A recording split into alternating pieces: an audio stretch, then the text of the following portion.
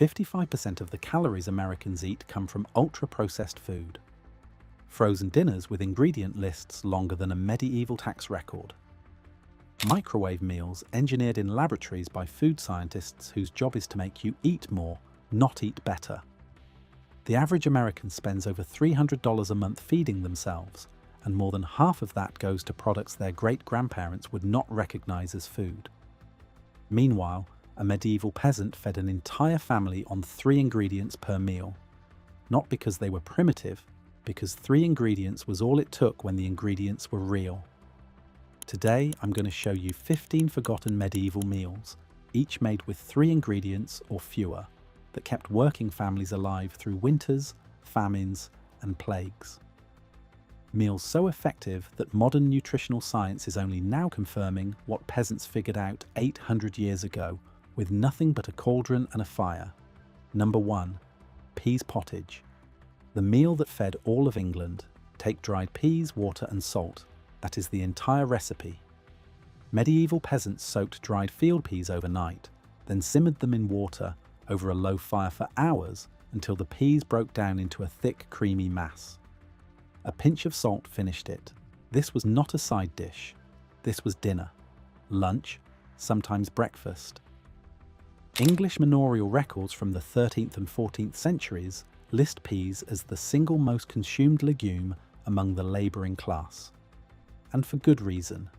Dried peas contain over 20 grams of protein per 100 grams dry weight. That is more protein per weight than most cuts of beef. The slow cooking broke down the complex starches and neutralized the lectins that make raw legumes difficult to digest.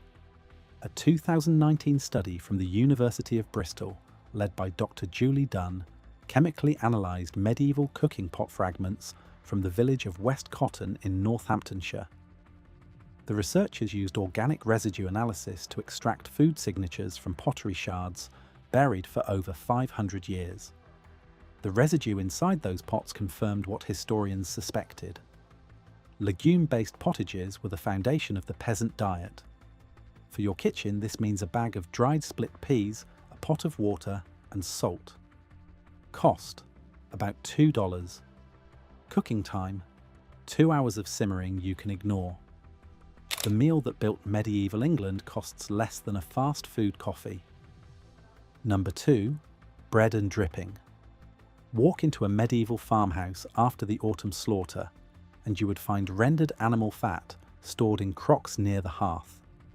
When a peasant needed a fast meal, they spread that fat on a thick slab of bread and ate it with their hands. Bread, rendered fat, and a pinch of salt. The fat provided concentrated calories and fat-soluble vitamins A, D, and K that the body cannot absorb without dietary fat. A single tablespoon of beef tallow contains around 115 calories and virtually none of the industrial trans fats found in modern margarine. Modern nutritional science, particularly research published in the British Medical Journal in 2015, has confirmed that natural animal fats are not the health threat we were told they were for 50 years. The real threat turned out to be the ultra-processed seed oils that replaced them. Medieval peasants never had that problem.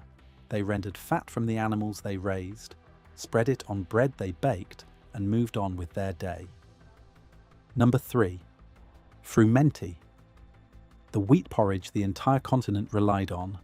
Whole wheat, water and milk. That was frumenti. You took cracked or whole wheat grains, boiled them in water until they burst and softened, then finished the dish with milk. Recipes for frumenti appear in nearly every major medieval cookbook, from the form of Curie, compiled for King Richard II around 1390, to Le Ménagier de Paris from 1393. Wealthy households added saffron, eggs and sugar. Peasants ate it plain, and the plain version was arguably better for them. The slow boiling of whole wheat grains preserved the bran and the germ, delivering fibre, B vitamins and minerals that modern roller-milled flour strips away. For your breakfast, frumenti translates directly to what we now call whole grain porridge. Buy whole wheat berries, simmer them for 45 minutes, add milk. You have just made a meal that sustained European civilization for 6 centuries. Number 4. Cabbage pottage. The vegetable stew you could make with your eyes closed. Cabbage, onions, and water.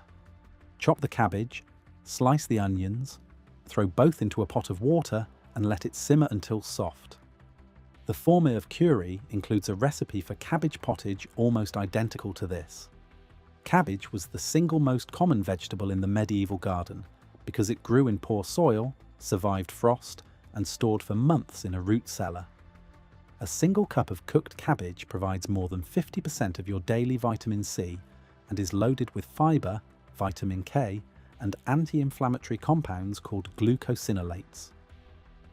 Researchers at Wageningen University in the Netherlands have shown that brassica vegetables like cabbage have measurable anti-cancer properties at the cellular level. Medieval peasants did not know the chemistry. They knew that cabbage grew everywhere, lasted forever, and kept their families standing through winter. That was enough. Number 5. Bean pottage, the protein source that made meat optional. Dried fava beans, water, and onions. Fava beans were the dominant legume in medieval Europe. They grew in nearly any soil, fixed nitrogen back into the ground, and dried to a state where they could be stored for years without spoiling. Per 100 grams cooked, fava beans deliver about 7.5 grams of protein, nearly 8 grams of fibre, and significant iron, magnesium, and folate. A medieval family could feed themselves from a single sack of dried beans for weeks.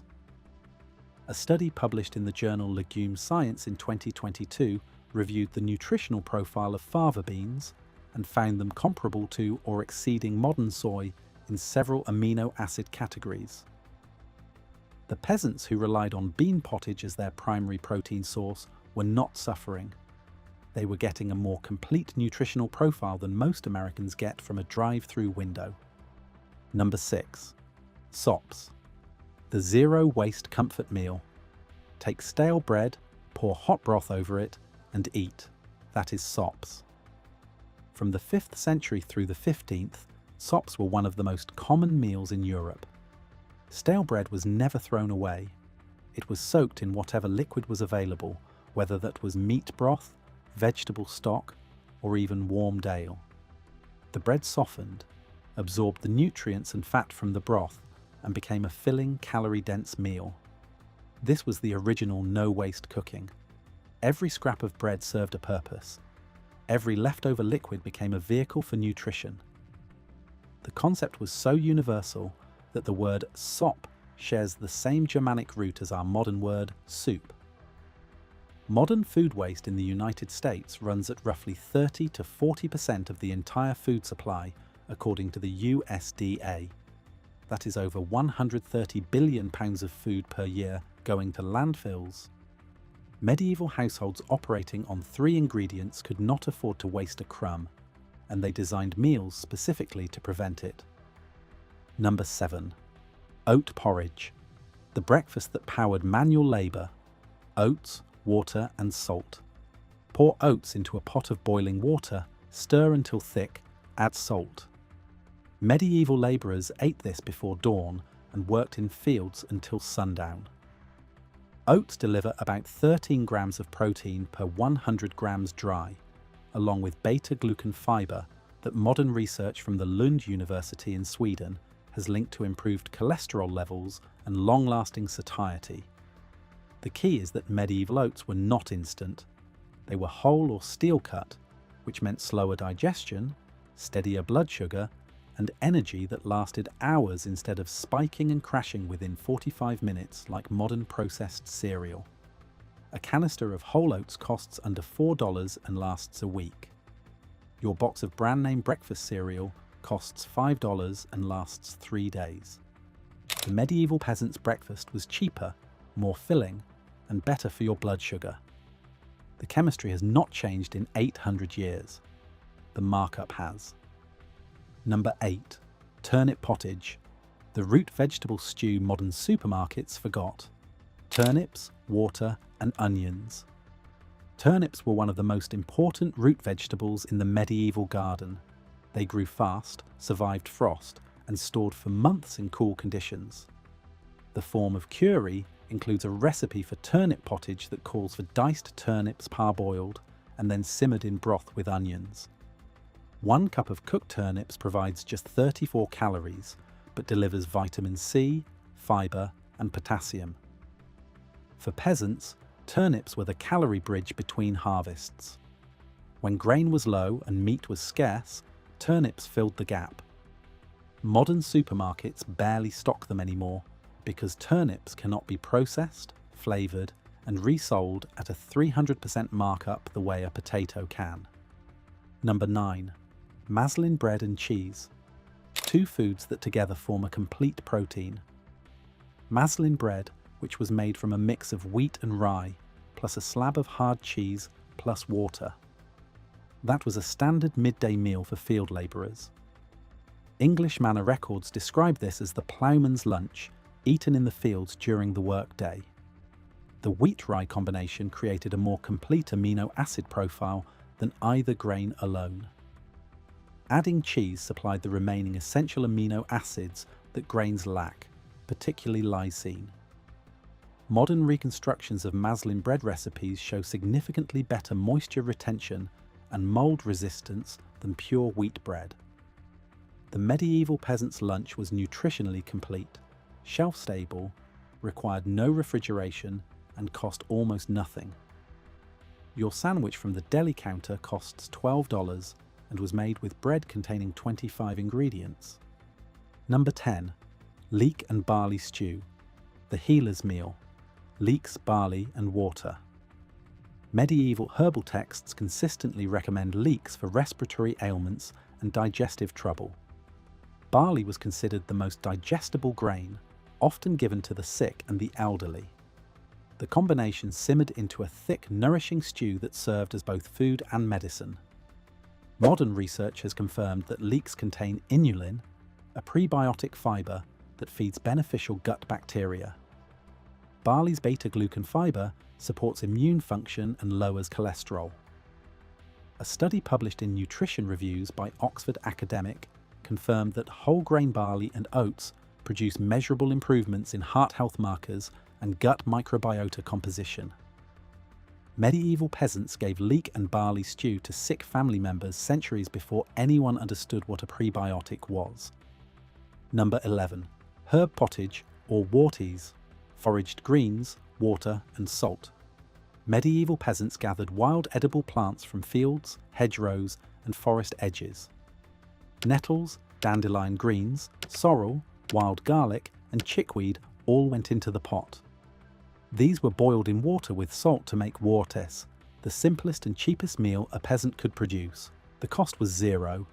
The nutrition was extraordinary. Wild greens typically contain 2 to 10 times the mineral content of cultivated vegetables. Nettles alone contain more iron per gram than spinach. This was a meal that required no land, no rent, no seeds, and no permission from a landlord. It came from the earth for free. The fact that modern grocery stores charge $6 for a bag of pre-washed salad greens that were picked 2 weeks ago and shipped across the country should tell you everything about what we traded away. Number 12. Egg drop broth. The fastest hot meal in the medieval kitchen. Boiling water or broth, an egg and a pinch of salt. Crack an egg into simmering broth, stir, and you have a protein-rich meal in under 2 minutes. Variations of this appear across medieval European cooking, from English households to Italian kitchens, where it survives today as stracciatella. Chinese cuisine developed the same concept independently, which tells you something about how fundamental this combination is. A single egg delivers 6 grams of protein, all 9 essential amino acids, and significant vitamin D, choline, and selenium. Medieval families who kept even a few chickens had access to one of the most nutritionally complete foods on Earth. The meal took less time to prepare than it takes to microwave a frozen dinner, and it contained exactly 3 ingredients, all of which a peasant could name. Number 13. Bread and ale soup, also known as ale berry. Stale bread, warm ale, and a dash of honey or salt. The bread was crumbled into warmed ale and eaten as a thick porridge-like meal. This was a common breakfast and evening supper across medieval England and northern Europe. Ale in the medieval period was not the carbonated drink we know today. It was a low-alcohol, nutrient-rich fermented grain liquid brewed in nearly every household. The fermentation process created B vitamins, particularly folate, and made minerals from the grain more bioavailable. A 2023 study published in Foods Journal confirmed that yeast fermentation of oats produced a net folate increase of 120 nanograms per gram after just 24 hours. Medieval peasants were eating fermented grain meals every day without knowing the biochemistry.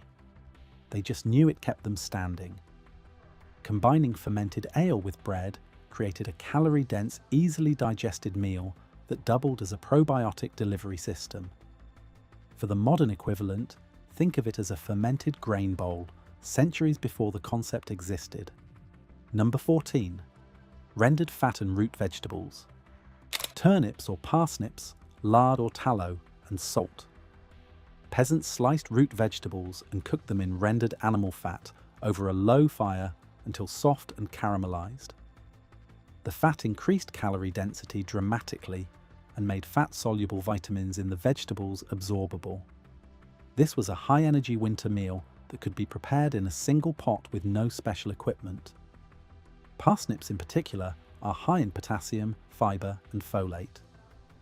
Cooked in animal fat, they become one of the most nutrient-dense simple meals you can make. The entire concept of cooking vegetables in healthy fat has been rediscovered by modern nutritionists, who now recommend it as the optimal way to absorb vitamins A, D, E, and K. For your kitchen, this is the simplest winter meal you can make. 1 root vegetable, 1 fat, 1 seasoning. Done. Number 15. Honey water with bread. The simplest meal on this list and perhaps the most revealing. Bread, water, and honey. Peasants who could access even a small amount of honey would dissolve it in water and dunk bread into the mixture for a quick, energy-dense meal. Honey has a pH between 3.2 and 4.5, making it naturally antibacterial. It has an extremely low water activity, typically below 0.6, which means bacteria cannot survive in it. It does not spoil. Not in years, not in decades. Archaeologists have found edible honey in Egyptian tombs over 3,000 years old. A medieval peasant with a jar of honey had a shelf-stable sweetener, a wound treatment, a preservative, and a meal ingredient all in one. The average American now consumes 77 grams of added sugar per day, most of it hidden in processed foods. That sugar provides calories and nothing else. No enzymes, no antibacterial properties, no vitamins, no minerals. Just empty energy designed to make you want more. The medieval peasant's honey did the opposite. It provided energy and protected health at the same time. Now step back and look at what these 15 meals have in common. Every single one uses whole, unprocessed ingredients. Every one can be prepared in a single pot over a single heat source.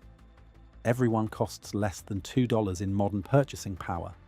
And every one delivers more nutrition per calorie than the average ultra-processed meal you can buy at a grocery store today.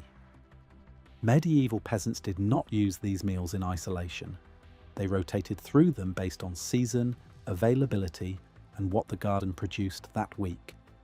Peas and greens in spring, cabbage and turnips through autumn, bean pottage and oat porridge through the long winter months, foraged wortels whenever the hedgerows provided, eggs and bread when the hens were laying.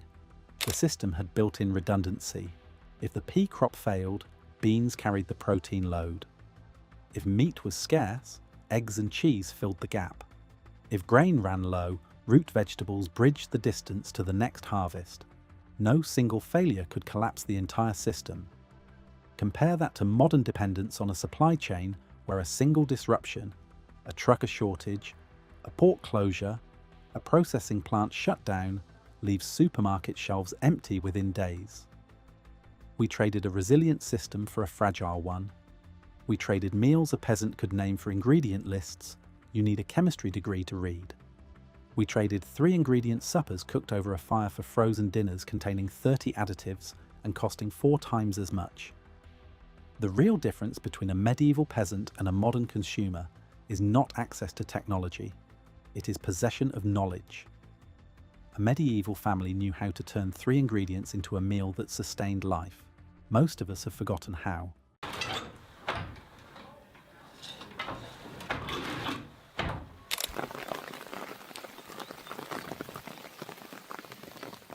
You spend $300 on a high-tech synthetic jacket, yet you're shivering in 40-degree weather. Meanwhile, a medieval peasant in simple wool stayed warm through winters that hit -40 degrees Fahrenheit. What's going on here? The problem isn't your expensive outer layer, it's what you're wearing underneath it. That cotton t-shirt is sabotaging your entire thermal system from within. Modern comfort has made our bodies weaker at generating natural heat, and we've forgotten the 3-layer system that kept people alive in brutal conditions. Today we're diving into the science of why medieval clothing worked and why yours doesn't. Let's start with the biggest culprit in your closet. Cotton is a hydrophilic fiber, which means it loves water. When you sweat or get caught in light rain, cotton absorbs that moisture and holds onto it. But here's where it gets dangerous. Wet cotton collapses. Those tiny air pockets that provide insulation when the fabric is dry, they disappear under the weight of the water. The cotton fibers straighten out and lie flat against your skin. Now your base layer isn't insulating you anymore, it's actively conducting heat away from your body. This is why outdoor professionals have a saying, "Cotton kills." It's not hyperbole. Wet cotton can pull heat from your core for hours, leading to hypothermia even on seemingly mild days. Your expensive jacket becomes irrelevant when your base layer is working against you. But the problem goes deeper than just fabric choice. Modern humans live in what scientists call thermoneutral zones. We move from heated homes to climate-controlled cars to heated offices.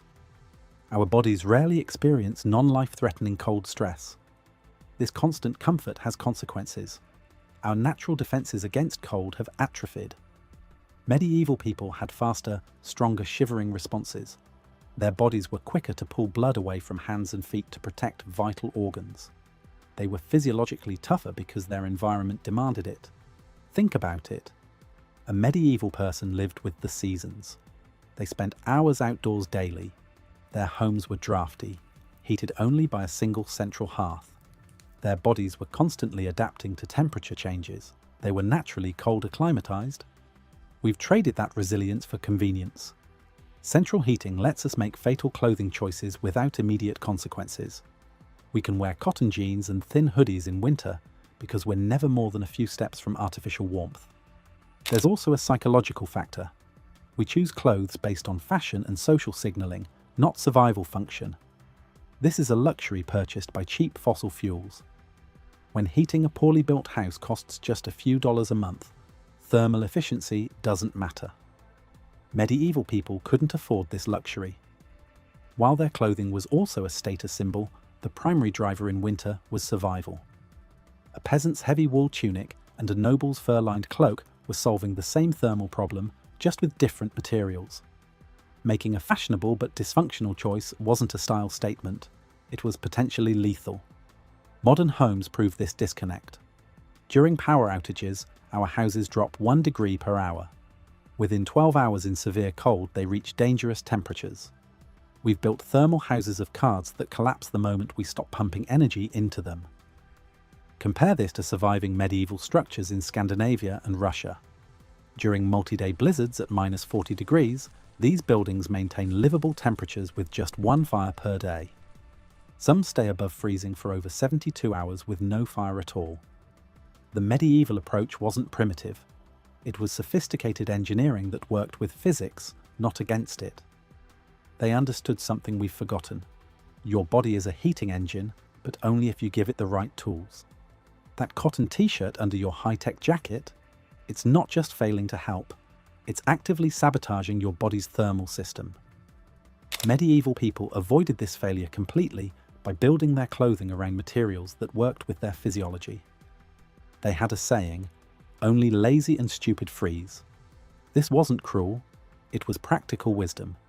Survival wasn't random luck. It was skill, knowledge, and the right system working together. We don't have to guess about medieval clothing systems. The ice is giving up its secrets. Norway's Secrets of the Ice project has been recovering artifacts from melting glaciers for over a decade.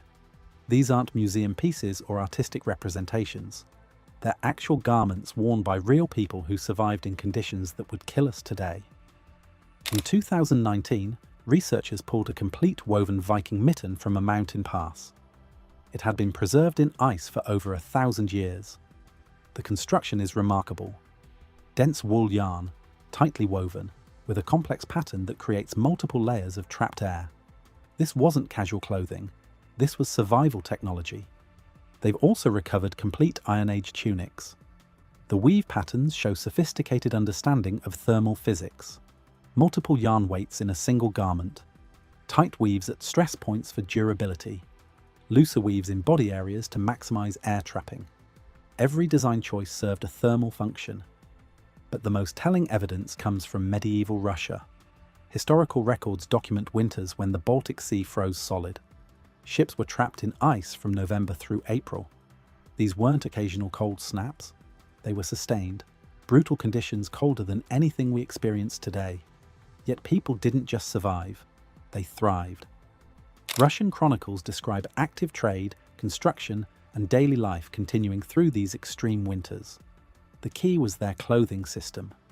Archaeological finds from medieval Russian sites reveal the three-layer approach in detail. Layer 1 was the linen chemise worn directly against the skin. This wasn't about insulation. This was about hygiene and moisture management. Medieval people understood something crucial. Their valuable wool layers were expensive and difficult to wash. The linen chemise served as a washable barrier, protecting the wool from body oils and sweat. But linen had another critical property. Unlike cotton, linen fibers have natural capillary action. When you sweat, linen pulls that moisture away from your skin without structural collapse. The fibers don't straighten and flatten like cotton does when wet. They maintain their structure and continue moving moisture outward. This is why linen was the foundation of the system. It kept the skin drier and the insulation layer cleaner. Medieval people could wear the same wool tunic for weeks or months because the linen underneath was doing the dirty work and getting washed regularly. Layer 2 was the wool tunic, the insulating engine of the entire system. This layer had one job: trap body heat. The genius was in the modular approach. Need more warmth? Add another wool layer. Medieval Russians would wear multiple rubakas, one over the other. Women might add an extra kirtle over their first one. The most sophisticated version was the gambeson, a quilted jacket stuffed with wool or linen tow. The quilted construction created dozens of individual air-trapping chambers. These chambers prevented the insulation from shifting or settling. Each quilted section maintained its loft independently.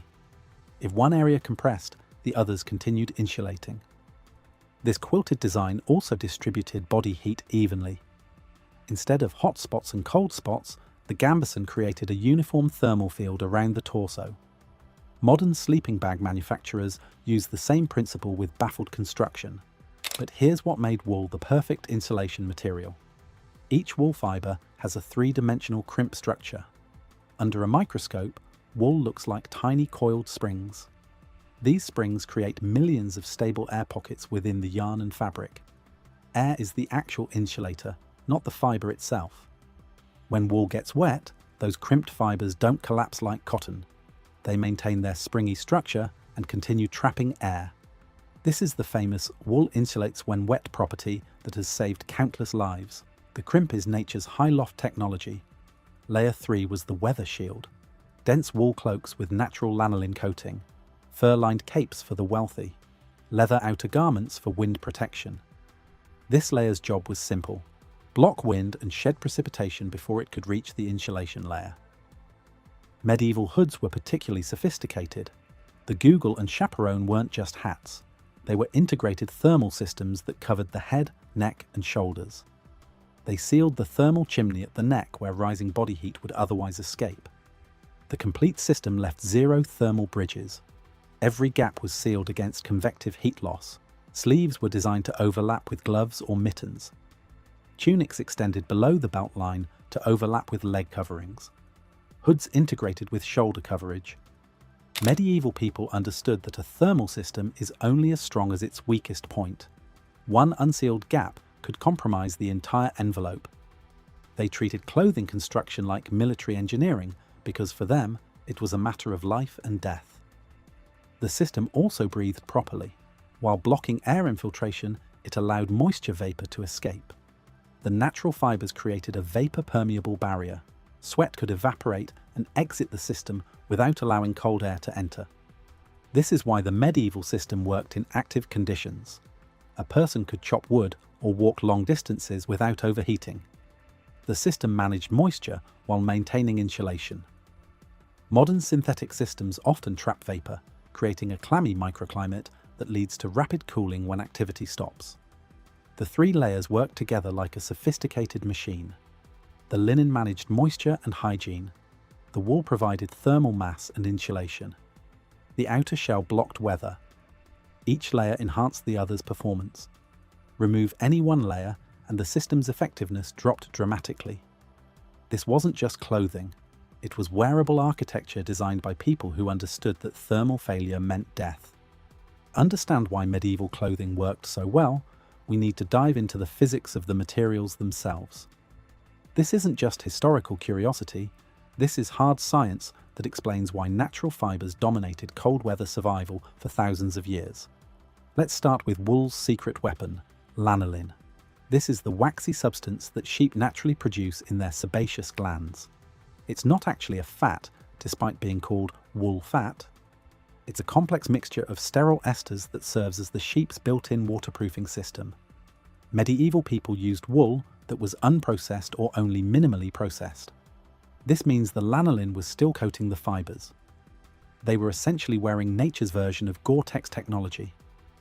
Water would bead up and roll off their cloaks instead of soaking through. But lanolin does something even more sophisticated. While the surface of the wool fiber repels liquid water, the core of the fiber can absorb water vapor up to 30% of its weight. This creates a hygroscopic core with a hydrophobic surface. The wool pulls moisture vapor away from your skin's microclimate without feeling wet or clammy.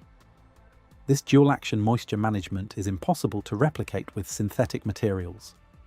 Modern DWR coatings wear off after repeated washing. Lanolin is part of the fiber structure itself. It's permanent, renewable, and completely natural. Now let's talk about the crimp structure that makes wool's insulation properties so remarkable. Under magnification, a wool fiber looks like a tiny helical spring. This 3-dimensional crimp creates millions of stable air pockets within the yarn. These aren't random gaps that collapse under pressure. They're engineered spaces maintained by the fiber's spring structure. When cotton gets wet, its straight fibers absorb water and collapse under the weight. The fabric becomes dense and loses all its insulating air pockets. When wool gets wet, those crimped fibers maintain their spring structure. They continue trapping insulating air even when thoroughly soaked. This is why wool's insulates when wet property isn't just marketing, it's physics. The crimp doesn't disappear when wet. It springs back when dried. This resilience meant medieval people could work in snow, get caught in rain, or sweat heavily without losing their thermal protection. Compare this to modern synthetic insulators. Polyester fleece and Primaloft are hydrophobic, meaning they don't absorb water at all. This makes them dry faster than wool, which sounds like an advantage. But they lack wool's sophisticated moisture management system. They either repel all moisture, creating a vapor barrier effect, or they wick it so aggressively that you feel clammy. Synthetics also fail the sustainability test that matters to anyone interested in traditional skills. They're petroleum-based, energy-intensive to produce, and they shed microplastics with every wash. These microplastics end up in waterways and food chains. Wool is renewable, biodegradable, and actually improves soil when it decomposes. There's also the fire safety factor that's crucial for anyone living close to nature. Wool is naturally flame resistant. It will char and self-extinguish when exposed to flame. Synthetic materials melt and stick to skin, causing severe burns. For people working around campfires, wood stoves, or oil lamps, this difference could be life or death. Medieval people also understood wool's antimicrobial properties. Wool can be worn for days or weeks without retaining body odor. The lanolin coating and the fiber structure itself resist bacterial growth. Synthetics, especially older generations, become unwearable after a single day of heavy use. The sustainability comparison reveals why natural fibers dominated for so long. A wool garment could last decades with proper care. It could be repaired, altered, and eventually composted. A synthetic garment might be lighter and dry faster, but it represents a permanent environmental cost. For medieval people, these weren't abstract considerations. They were practical necessities.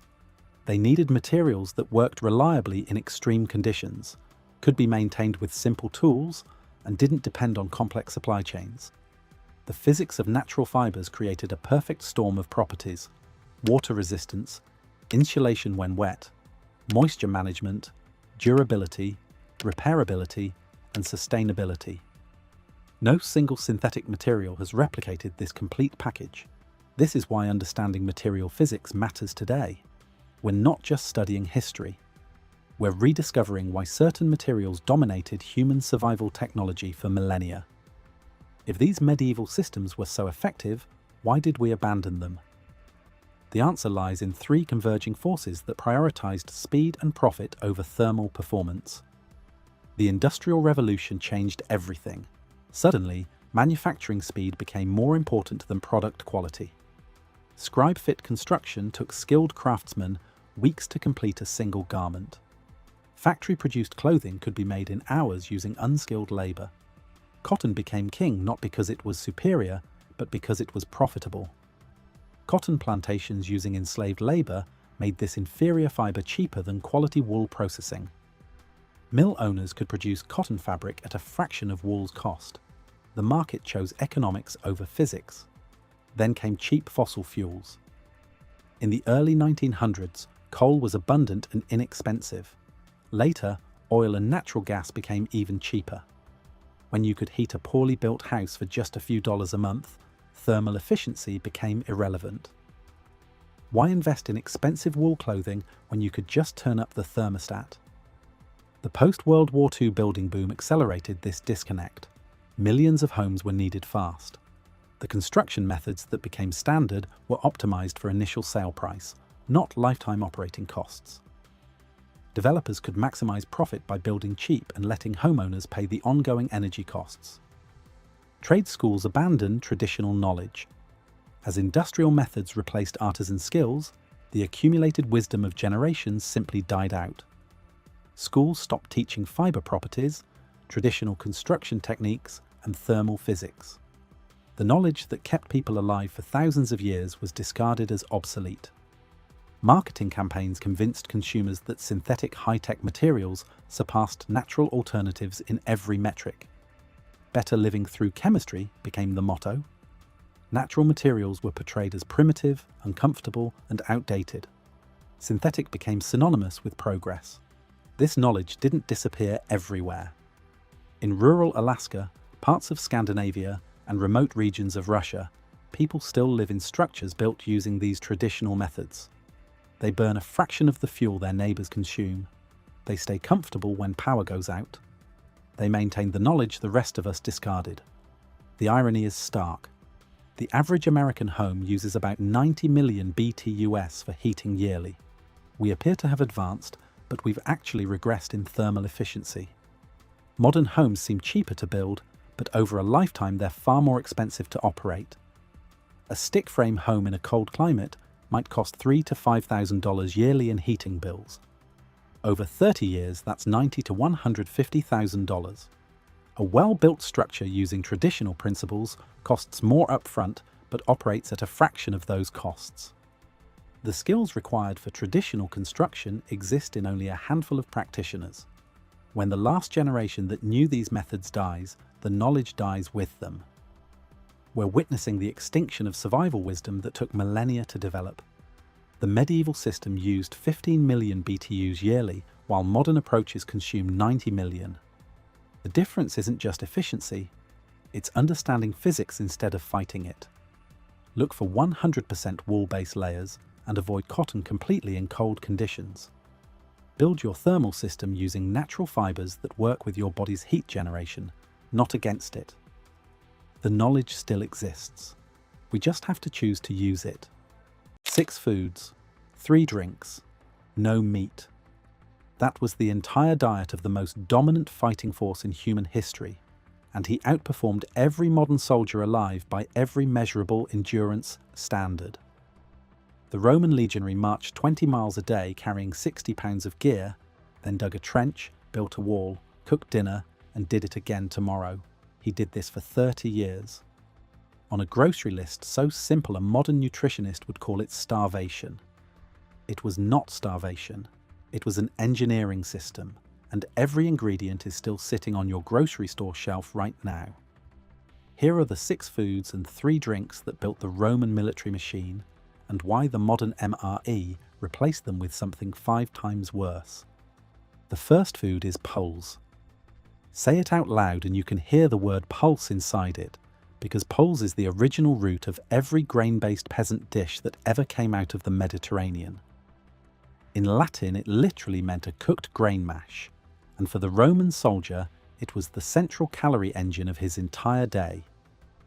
Each legionary received a daily grain ration that multiple ancient sources put at approximately 2 pounds of unground wheat, around 830 grams, a quantity confirmed by references in Polybius, Tacitus, and the Codex Theodosius.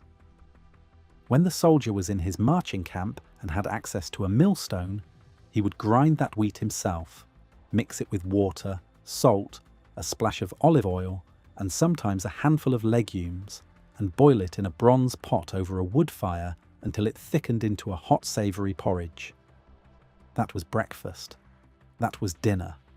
That was roughly 2,300 calories per day from grain alone, almost entirely slow-burning complex carbohydrates. A 2001 analysis of the Roman legionaries' energy balance, published in the French medical literature, calculated that the legionaries' grain ration alone delivered around 3,500 calories when you add the bacon and cheese. The carbohydrate percentage of that diet ran near 78%. To a modern dietitian trained on the contemporary American plate, that ratio sounds catastrophic. To the Roman soldier carrying a full marching load across the Alps, it was exactly the fuel he needed. Slow carbohydrates, digested gradually, released energy at a steady rate over hours of exertion. No blood sugar crash, no mid-afternoon collapse, just a steady burn that kept him moving. The second food is bucellatum, sometimes spelled bucellatum, which was the portable version of pools and the ancestor of every hardtack biscuit used by every army for the next 1800 years. When the legion was on the march and could not stop long enough to cook porridge, the soldier ate bucellatum instead. The biscuit was made by mixing stone-ground wheat flour with salt and a small amount of water, kneading it into a stiff dough, shaping it into a dense flat round, and baking it twice, once at high temperature to cook it through, and once at low temperature to drive out every trace of remaining moisture. What came out was a brick-hard disc of pure carbohydrate with a shelf life measured in months. Bucellatum was literally the fuel that let the legion travel at speeds other armies could not match. A soldier could carry a week of ration biscuits in a leather satchel. He could walk all day eating one, soaking it in posca or broth to soften it, and his pace never dropped. The Emperor Trajan's column in Rome shows legionaries on campaign eating what are almost certainly hardtack biscuits. The Codex Theodosius, the Roman legal code from the 4th century, explicitly names bucellatum as one of the standard field rations issued to troops on the move. This was not some emergency food. It was the official portable carbohydrate of the Roman military machine, and it worked well enough to outlast Rome itself. Every Navy ship's biscuit, every cowboy's trail bread, every soldier's hardtack all the way up to the American Civil War is a direct descendant. The third food is lardum, which is the Latin word for salted pork fat, and sometimes more generally the word for preserved bacon. This is where the Roman diet stops looking like a monk's meal and starts looking like an engineer's solution to a calorie problem. The daily ration included around 100 grams, about 3.5 ounces, of lardum per soldier. Fat delivers 9 calories per gram compared to 4 calories per gram for carbohydrate or protein. 100 grams of bacon fat is 900 calories of pure energy in a package small enough to fit in your palm. The Romans preserved lardum by salt curing and often smoking it, which gave it a shelf life of weeks even in warm weather. The fat melted into the Paul's porridge, it was rubbed onto the hardtack to soften it, and it was eaten straight as a hand snack on the march.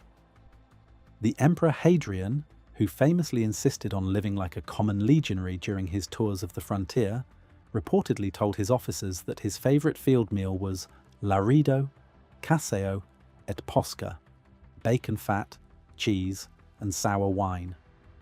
That was the Emperor of Rome's comfort food, not peacock and honey, pork fat and vinegar water. The lesson in that is that the men who built the empire understood something modern nutrition spent decades trying to unlearn. Fat is not the enemy of human performance. It is the densest fuel a foot soldier can carry. The fourth food is caseus, which is simply hard cheese, and it served as the legionaries' concentrated protein supply. The daily ration appears in Roman military accounting at roughly 30 grams, just over an ounce, of aged sheep or goat cheese per soldier per day. That sounds tiny until you realise what aged hard cheese actually is. A wheel of Roman pecorino-style hard cheese concentrates the protein and fat of 10 to 12 litres of sheep's milk into a single pound, removes most of the water, and then ages for months until the protein becomes dense, digestible, and stable without refrigeration. 30 grams of that cheese is roughly equivalent in protein to a cup of fresh milk and has 10 times the shelf life. Paired with the grain ration, the cheese completed the amino acid profile that plant protein alone could not cover.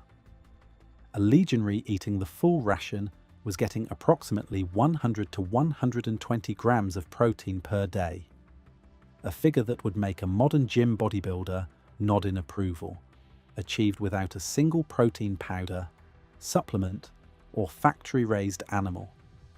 The cheese was the quiet engine of muscle recovery. Without it, the grain diet would have been incomplete. With it, the soldier could do the same march the next day and the next. The fifth food is oleum, olive oil, which played the double role of cooking fat and preservative. The Roman military machine moved an extraordinary quantity of olive oil across the empire, and the archaeological evidence is undeniable.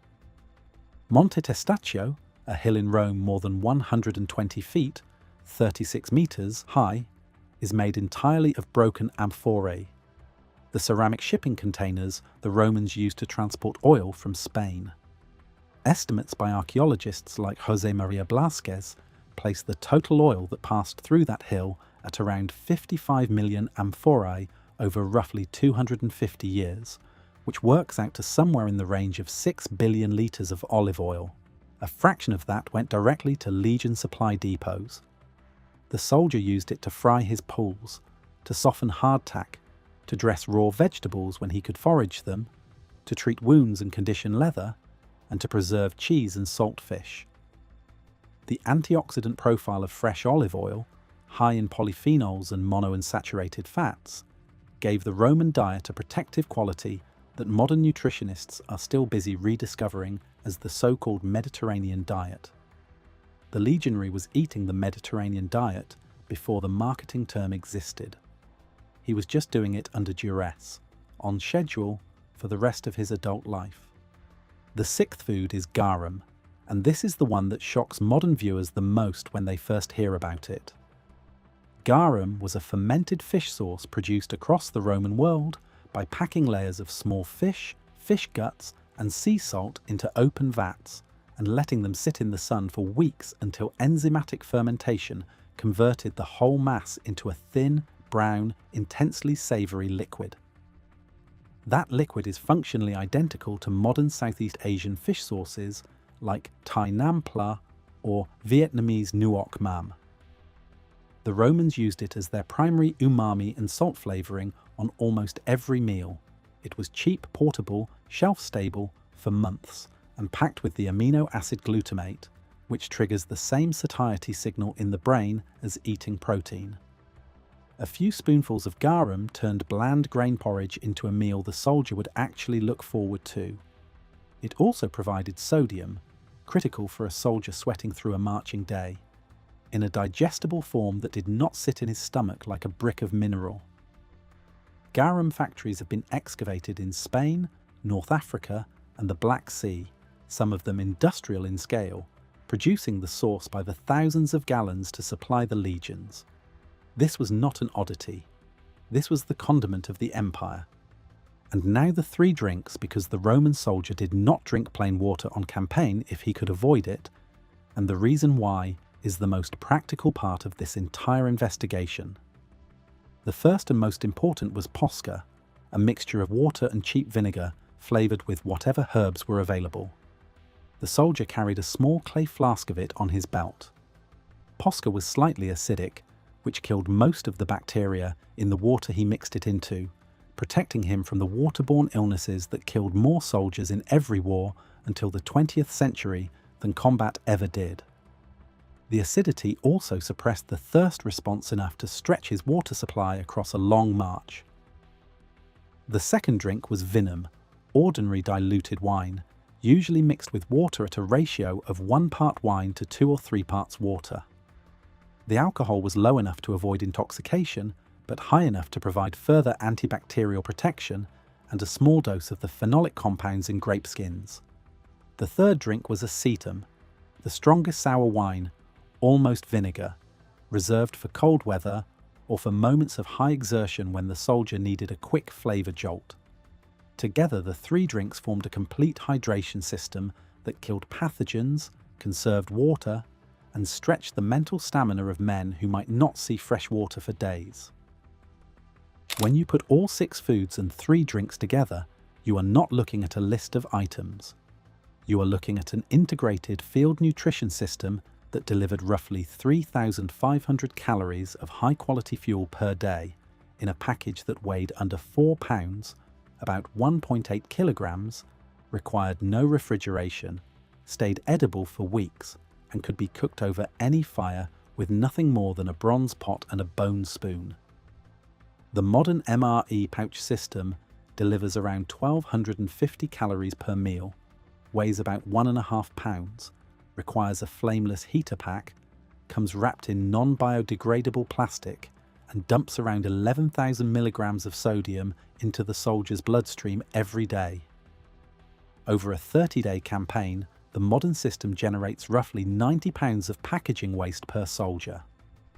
The Roman system generated an empty amphora and a clay pot that the soldier carried home with him. One of these systems conquered the Mediterranean basin. The other one cannot keep its troops from developing metabolic syndrome on base. So what happened to this diet? Why are American and European soldiers not eating some updated version of Pulse and Butylatum today? The answer is that somewhere in the 19th and early 20th centuries, the canning industry and later the ultra-processed food industry discovered that selling pre-cooked shelf-stable meals to armies was one of the most profitable contract categories in the entire defense budget. Real food made by the soldier himself on a fire generated no profit margin for any corporation. A plastic pouch of ultra-processed meat product did. The switch happened quietly. The nutritional science was written to justify it after the fact, and the soldier was told that the new system was advanced. It was not advanced. It was convenient for the supplier.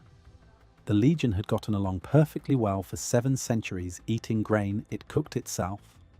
If you want to experiment with this diet at home, and you should because the ingredients are almost all still sold at any decent grocery store, here is the short version. For the grain base, use whole wheat berries or coarse cracked wheat, roughly 100 grams dry weight per meal, simmered in 3 times their volume of salted water for about 40 minutes until they break down into a porridge. Stir in a tablespoon of good olive oil, a slice of smoked bacon cut into small pieces, and a ½ ounce of aged hard cheese grated on top. For the drink, mix 1 tablespoon of apple cider vinegar into a full cup of cold water with a pinch of salt and a few crushed mint leaves. That is Posca, and it is genuinely refreshing once you get past the initial shock.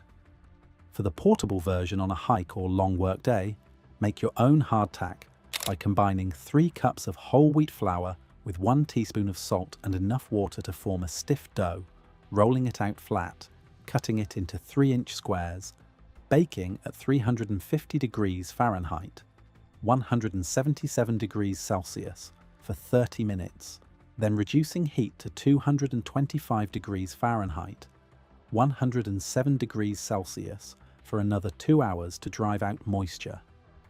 The resulting biscuit will keep for a month in a dry tin. Eat one soaked in Posca or broth, and you are having lunch exactly the way a legionary on the road to Britannia had his. One honest remark. The Roman diet worked for men doing around 5,000 to 6,000 calories of physical labour a day. If you are sitting at a desk and you eat 2 pounds of wheat porridge on top of bacon and hard cheese, you will gain weight fast. Scale the portions down to your actual activity level. The principle to take from the legion is not the exact quantity. The principle is the quality. Whole slow grain, aged protein, natural fat, fermented salt, and vinegar water. That combination carried the Roman military machine across 3 continents. It can carry you through a day of hard work on a farm or a job site without a single ultra-processed ingredient and without a single penny of your money going to a food corporation. Eat the way the men who built the aqueducts ate. You will be surprised how it makes you feel by the end of the first week. If this is the kind of real historical nutrition you want more of, smash that like button, so the algorithm keeps pushing this to the next person stuck eating cardboard out of a pouch. August 4th, 1265. Simon de Montfort is killed at the Battle of Evesham. His military captain, a man named Roger Godbird, is now a wanted man. The crown declares him an outlaw, a wolf's head. Anyone can kill him on sight. Godbird disappears into Sherwood Forest. For the next 7 years, he organises raids across 3 counties, Leicestershire, Nottinghamshire, as far south as Wiltshire. The sheriff can't find him. The king's men can't catch him. Local knights actively shelter him. It takes until 1272 before authorities finally capture him, and even then, he's held in 3 different prisons over 3 years before his trial at the Tower of London. The most powerful military apparatus in Europe could not locate his camp. Today, we're going to show you how that was possible. The shelters that vanished when abandoned, the fires that produced no smoke, and the security systems that warned outlaws hours before the king's men arrived. Because the medieval forest wasn't just a hiding place, it was the most effective guerrilla landscape ever used on European soil. Godbird was not unique. Medieval England produced outlaws the way a factory produces waste. The forest laws alone created criminals out of ordinary people. Under the Norman system, killing a deer on royal land could result in execution. Merely disturbing a deer could cost you your hand or your eyesight. The Sherwood Forest Eyre Courts, whose records survive from 1287 and 1334, document fines and brutal punishments for offences as minor as collecting fallen wood or grazing a pig under the king's oaks. When the penalty for feeding your family is mutilation, the forest starts looking less like a punishment and more like an escape. And only men over the age of 14 could be formally outlawed. Women received a different legal status. They were waived rather than outlawed, but the practical result was identical. Exile from the protection of law. To understand why the forest was so dangerous for the king's men and so perfect for outlaws, you need to understand the scale of what we are talking about.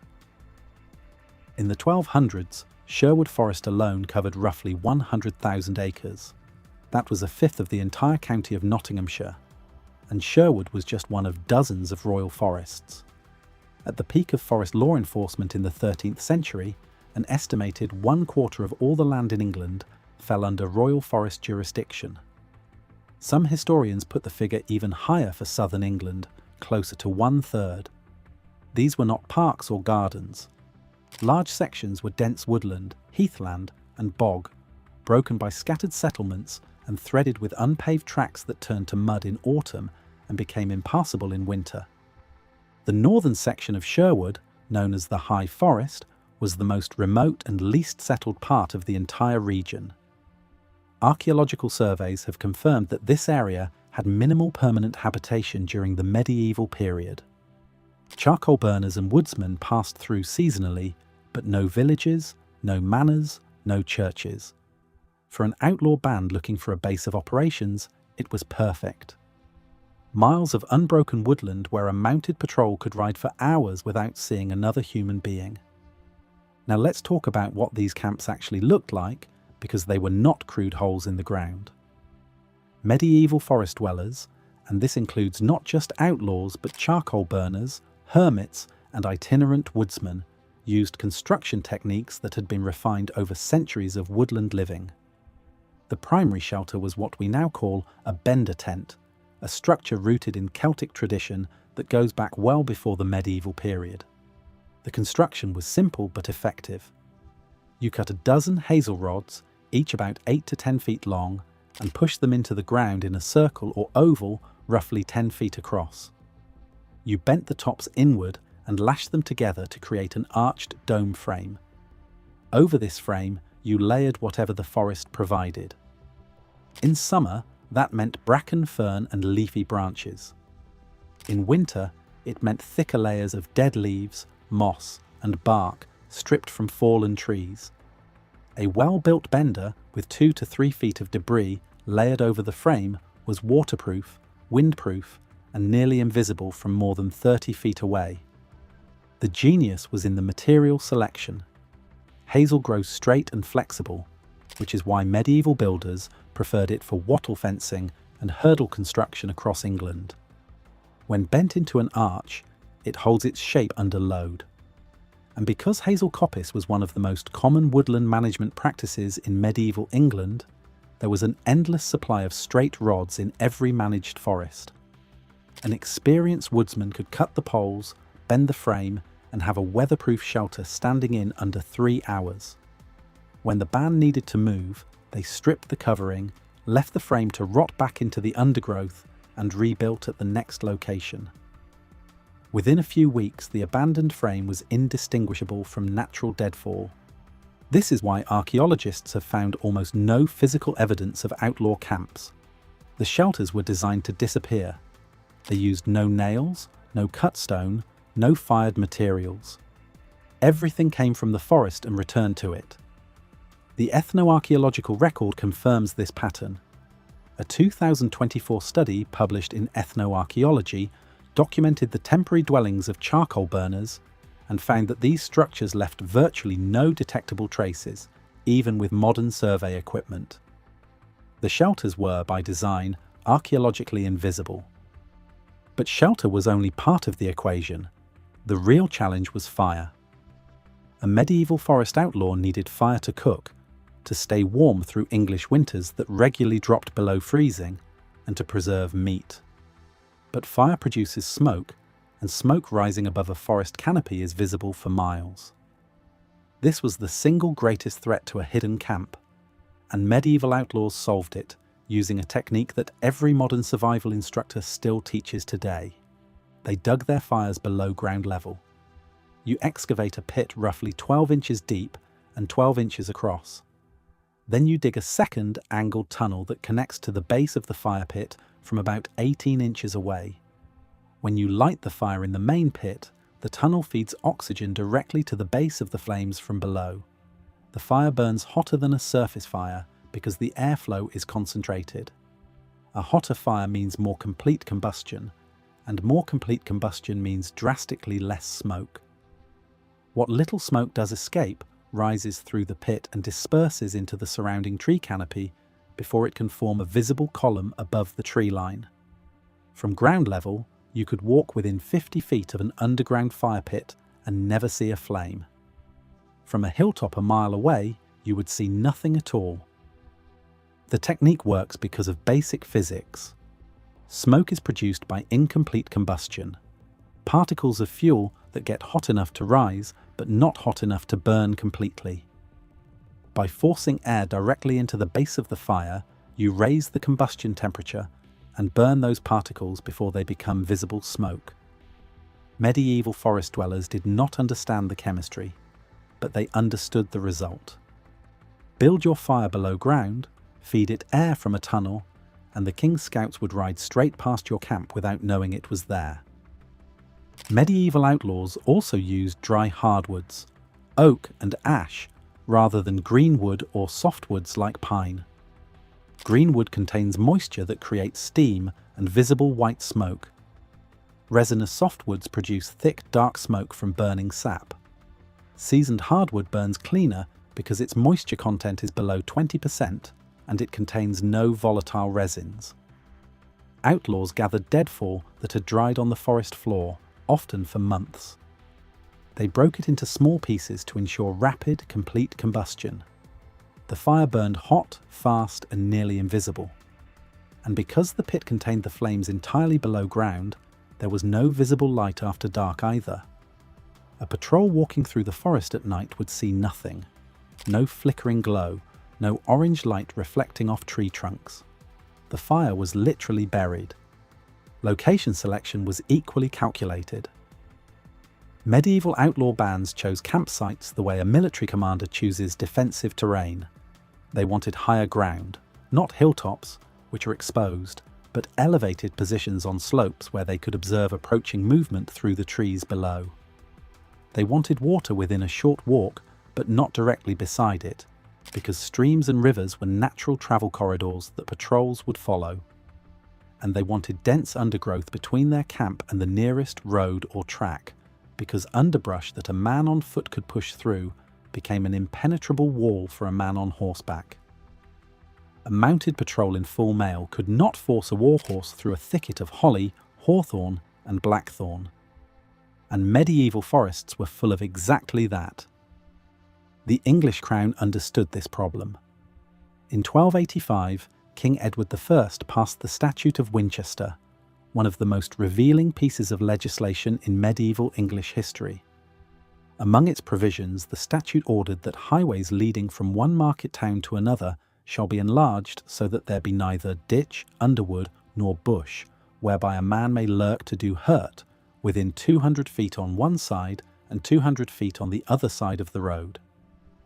If a lord failed to clear his section of road and a robbery occurred there, the lord himself was held financially responsible. The statute even required the whole hundred, the local administrative district, to be answerable for any robbery committed in its territory. Think about what that law reveals. The most powerful king in Europe, commanding the largest military budget of any English monarch up to that point, could not solve the outlaw problem through force. So he tried to solve it by cutting down the forest itself. He ordered 200 feet of vegetation cleared on either side of every major road, essentially creating a no-man's land where outlaws could not hide. The fact that he needed this law tells you everything about how effective the forest was as cover. The king could not find the camps, so he tried to destroy the forest around the roads instead. But the camps were never near the roads. That was the point. Outlaw bands operated a security system that would be familiar to any modern guerrilla force. They posted lookouts along the approach routes to their camps. They used local sympathizers as an intelligence network. Historical records confirm that common people of the time would shelter outlaws in safe houses, feeding them information about the movements of sheriffs and their men. Roger Godbird had a prominent local knight named Richard Folliot, who actively protected him and his band from the sheriff. This was not unusual. The medieval frank pledge system, where every man belonged to a group of 10 who were responsible for each other's conduct, was supposed to prevent exactly this kind of protection. But it failed repeatedly because local communities often sympathized with the outlaws more than with the crown. The outlaws used disguise as aggressively as they used concealment.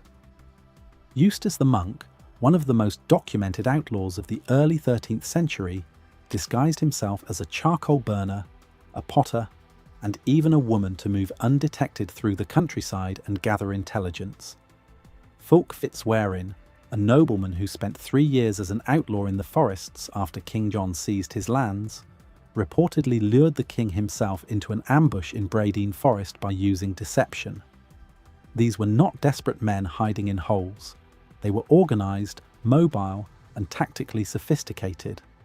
Contemporary records describe outlaw gangs riding in force by day and night, forming congregations that moved so aggressively through the counties of Nottingham, Leicester, and Derby that, according to a petition to Parliament, no one with a small company could pass through most parts without being taken and killed or spoiled of his goods. This was not petty crime. This was a parallel power structure operating from invisible bases deep in the woodland. Food and water were the final logistical challenges, and the outlaws solved both through the forest itself and through their support network. Medieval English forests were rich in wild game: deer, boar, rabbit, and birds. Poaching the king's deer was a capital offence, but when you were already sentenced to death as an outlaw, that law meant nothing. The same forests that harboured fugitives also fed them. Wild plants supplemented the diet. Hazelnuts, crabapples, berries, nettles, and wild garlic all grow abundantly in English woodland. And the network of sympathisers in nearby villages provided grain, bread, salt, and ale in exchange for a share of whatever the outlaws took from wealthy travellers on the forest roads. It was a complete supply chain, invisible to the authorities because it ran through the same rural communities the sheriff depended on for information. Water was simpler still. Medieval English forests are threaded with streams, springs, and seasonal runoff channels. The outlaws positioned camps within a few hundred feet of a reliable water source, but never directly beside it, maintaining a buffer zone that prevented their tracks from being spotted along the stream bank by anyone following the watercourse. And this brings us to the final piece of the system: mobility. Medieval outlaw bands did not stay in one camp for long. They rotated between multiple prepared sites across a wide territory. Roger Godbird's operations spanned 3 counties. Each campsite was pre-selected, and each could be rebuilt in hours. When word came through the intelligence network that the sheriff's men were moving in a particular direction, the band simply packed up, scattered through the forest along pre-established routes, and reassembled at the next site. By the time the patrol reached the old camp, there was nothing to find. No structures, no fire pit visible above ground, no cut marks on standing trees, just forest. The medieval English forest was, in every measurable way, the most effective guerrilla landscape in Europe. Dense canopy blocked observation from above. Undergrowth stopped mounted pursuit. Shelters built from living materials vanished when abandoned. Underground fires produced no visible smoke. Local networks provided early warning. And the sheer scale, tens of thousands of acres of unpoliced woodland, made systematic search impossible with the technology available. Modern military forces with satellite imagery, thermal cameras, and helicopters still struggle to locate hidden positions in dense forest cover. Medieval kings had none of those tools. They had men on horseback, tracking dogs, and a network of informants that was often more loyal to the outlaws than to the crown. The forest was not just a hiding place. It was a fortress that could not be besieged, a castle that could not be burned, and a stronghold that rebuilt itself every spring. The camps left no ruins because they were never meant to last. And that is exactly why they worked. Medieval outlaws understood something that modern survivalists pay thousands of dollars to learn at wilderness schools. The best shelter is the one that disappears when you leave it. The best fire is the one nobody can see. And the best defense is a landscape so vast and so hostile to pursuit that your enemy gives up before he starts. In the year 836 AD, a fleet of Viking longships rounded the headland and beached on the east coast of Ireland. The raiders drew their swords and ran inland toward a farming settlement they had spotted from the water. By the time they reached the cluster of round houses, the village was empty. The cattle were still in the field. The fire pits were still warm. There was bread on a table, but there were no people. The Vikings searched the houses, kicked over the floor mats, looked behind every wall. Nothing. They burned what they could carry and rode away. The villagers had not run. They were still there. About 15 feet underground, packed into a stone passage built specifically for that moment, listening to the boots above their heads. The Irish built more than 3,500 of these tunnels. We call them souterrains. Almost nobody talks about them anymore. This is the story of who built them, how they worked, and why an entire population learned to vanish into the ground beneath their feet. To understand why an entire population learned to disappear into the earth, you have to understand what Ireland looked like in the year 800. The island had no cities, no castles, and no central government. It was divided into roughly 150 small kingdoms called tuatha, each ruled by a local king who answered to a regional overking, who in turn paid tribute to one of the provincial kings of Connaught, Ulster, Leinster, or Munster. Most people lived in extended family groups on small farms scattered across the countryside. The standard home was a ring fort called a rath or leos in Old Irish. Archaeologists have catalogued more than 45,000 of them across Ireland, making the ring fort the most common ancient monument in the country. A ring fort was a circular enclosure, roughly 30 to 50 metres across, about 100 to 160 feet, surrounded by an earthen bank and a ditch. Inside lived a single family or two. They kept cattle, grew oats and barley, and stored their dairy in wooden vats sunk into the ground. These people were not poor. The early medieval Irish economy ran on cattle.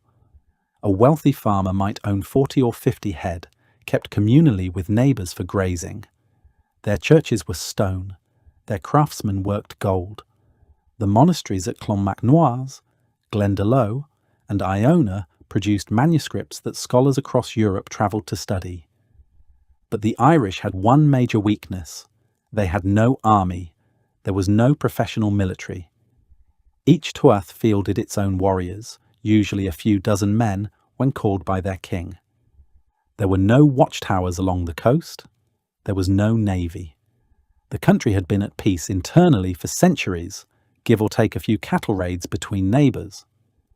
In 795 AD, a fleet of ships appeared off the north coast of Ireland, and the entire system that had kept the country safe for 400 years was about to collapse in a single afternoon. The first recorded Viking raid on Ireland landed at a small island called Rethrú, which historians now identify as either Rathlin Island off the Antrim coast or Lambay Island near Dublin. The Annals of Ulster, written by Irish monks who survived these years, recorded what happened with brutal economy. The burning of Rethrú by the heathens, and Skye was overwhelmed and laid waste. Skye was the Hebrides. The Vikings had just sacked 2 coastal regions on a single campaign and left. They came back the next year, and the year after that. By 820 AD, the raids were no longer a coastal nuisance. The Vikings had figured out that Irish rivers were navigable for miles inland, and that monasteries deep in the country held more silver and gold than any coastal target. They sailed up the Shannon, the Liffey, the Boyne. They burned Armagh 3 times. They sacked Glendalough so often the monks stopped rebuilding the wooden structures. Then they did something the Irish had never seen before. They stayed. Around 841 AD, a Viking force established a fortified camp at the mouth of the Liffey River. They called it a long fort, a ship fort. It became the city of Dublin. Within 20 years, long forts had appeared at Cork, Waterford, Limerick and Wexford. The Vikings now had permanent bases inside Ireland from which they could raid year-round. For the rural farming population, this changed everything. Before the long forts, a Viking raid was a one-day event in summer. After the long forts, raids became a year-round threat that could happen any morning. A column of armed men could appear over the ridge at any time, and ordinary farming families had two options. They could run for the hills, leaving behind everything they owned, or they could fight a battle they would lose. Then somewhere in the 9th century, in scattered settlements across Ulster, Louth, and the Central Plains, the Irish came up with a third option. They started digging. The earliest souterrains we can date with confidence sit between roughly 500 and 750 AD. These were probably storage chambers, simple stone-lined cellars under the floor of a house used to keep dairy and meat cool. But after 800 AD, the construction changed. The chambers got deeper. The entrances got smaller. The passages got narrower. Engineers added features that made no sense for storing cheese. What made perfect sense was hiding from people who were trying to find you. A souterrain was not a cave. It was a piece of engineering as deliberate as a Roman aqueduct, built without mortar, without iron, without a single tool the modern construction industry would recognize. The builder would dig a trench in the soil, usually starting from inside a ring fort or under a house floor. The trench was about 1.2 meters wide and 1.5 meters deep, roughly 4 feet by 5 feet. He would line both walls with dry stone construction, large flat stones stacked carefully so each stone above bridged the gap between two stones below. The stones held themselves in place by their own weight and friction. No mortar was used because mortar was unnecessary, and because mortar would have failed under the wet pressure of Irish soil within a generation. The roof was the masterpiece. The builder had two options. The first was the linteled roof, where flat slabs were laid across the top of the walls like railroad ties. This was simple, but limited the width of the chamber to about 1.5 meters.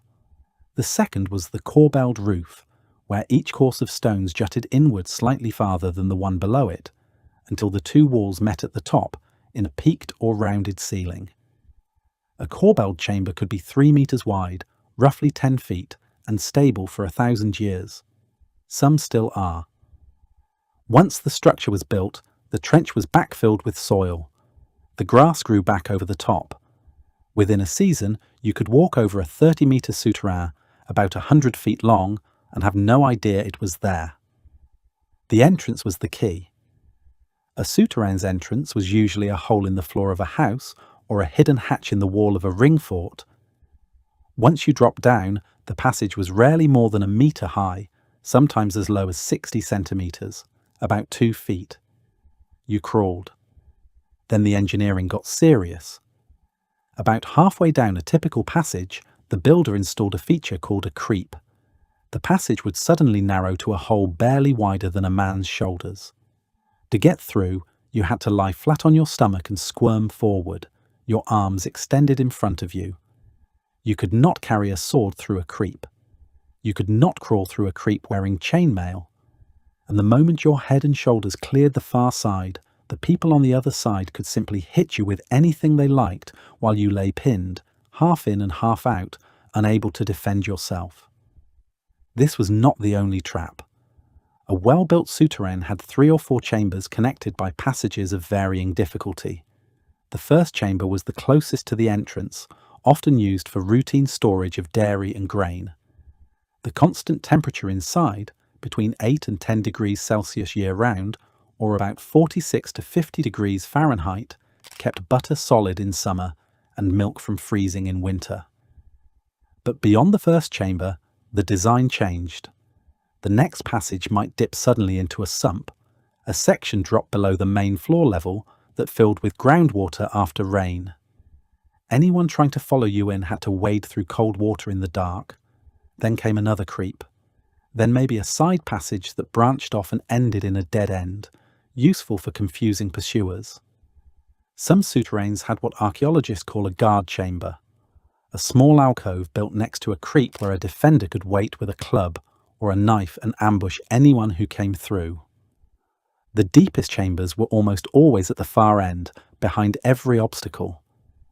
These were the refuge chambers, large enough to hold an extended family of 15 or 20 people for several days. They had air vents, narrow stone-lined shafts that ran up to the surface, often disguised among rocks in a field. Some had small slits in the walls that allowed the people inside to see and hear what was happening above. The strategic logic was straightforward. When raiders appeared, the entire population of a settlement could disappear underground in under 5 minutes. Once inside, they pulled a stone slab over the entrance and waited. The Vikings could burn the village. They could steal the cattle. They could spend hours searching for hidden cellars. But the entrance to a souterrain was nearly impossible to find without prior knowledge of where it was. If the raiders did find the entrance, they faced a choice. They could leave, or they could go in. Going in meant crawling, alone, through narrow passages designed to trap and kill them. A single defender at a creep could hold off dozens of attackers indefinitely, because only one person could come through at a time, and that person was helpless during the few seconds of the squeeze. The math favoured the defenders absolutely. The Annals of Ulster contain dozens of entries about Viking raids, including specific accounts of monasteries being sacked and kings being killed. They contain almost no entries about underground refuges being breached. There is a reason for that. As far as we can tell from the archaeological record, they almost never were. The most striking evidence of how souterrains worked under siege does not come from any single dramatic find. It comes from the pattern that emerges across more than a century of excavations. In the inner chambers of souterrains across Ireland, archaeologists have repeatedly recovered the same suite of artefacts: butchered animal bones, fragments of cooking and storage vessels, charred remains of small fires, personal items like bone needles and spindle whorls, the kind of things you do not lose, you abandon when you have to leave in a hurry. These chambers were not occupied for a few minutes. They were occupied for days, sometimes longer. The people inside had brought supplies, butchered animals to eat, lit small fires for warmth, and lived underground in sealed stone chambers while something terrible was happening on the surface above them. We rarely know what the something was. We do not know whether the families inside came out to find their houses burned, or whether they came out to find that the raiders had given up and moved on.